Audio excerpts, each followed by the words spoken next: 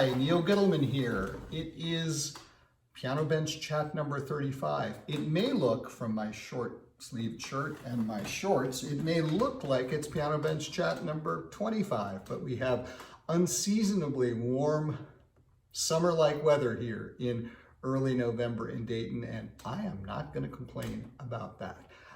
If it seems strange that I'm dressed for summer and playing Nutcracker music, that's just the life I'm living right now. I'm in the middle, among other things, of working on our Nutcracker stream, 25 years of Dayton Ballet Nutcracker, with the orchestra's performance of Nutcracker playing in the background, and hundreds and hundreds and hundreds, eventually, of pictures taken from Dayton Ballet performances of Nutcracker, 3 different productions spanning 25 years. It's a really big project. And just a couple of days ago, I was working on the Arabian dance there. And I thought I might just take a couple of minutes to show you a little bit of the mystery and the chicanery of playing full orchestra scores at the piano. You know, if you've watched 34 Piano Bench Chats so far, you know that I am not much of a pianist.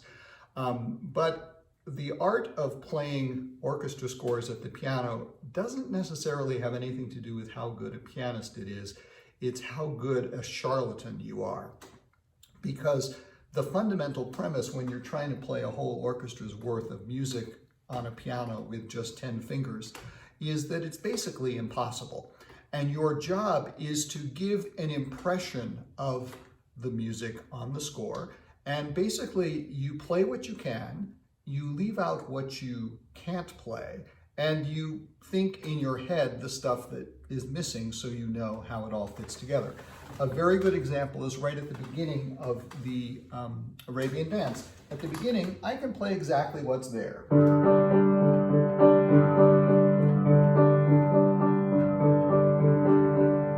But it uses both of my hands. I mean, if I was a really good pianist, I might be able to do and keep it up, but you know, I'm not a really good pianist. So I play it with 2 hands. But as soon as we get to the 5th bar of the piece and the woodwinds come in, I need a hand to play. So I have to drop out the right hand, and I just kind of approximate what's there using the left hand.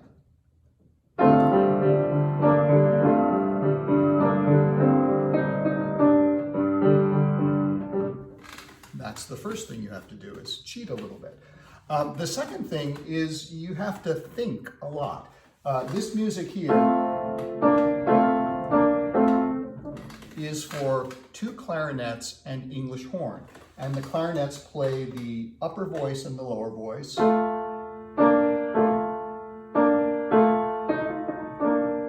Except I played 3 notes instead of 5. But as I said, it's all about cheating and leaving out what you can't play.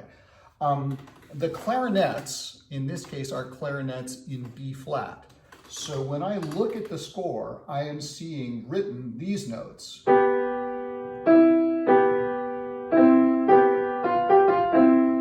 But I have to know, because it's clarinet in B flat, that I read tenor clef and change the key signature, and I get the right notes. So that's one of the crazy things that's going on. The middle voice, the English horn,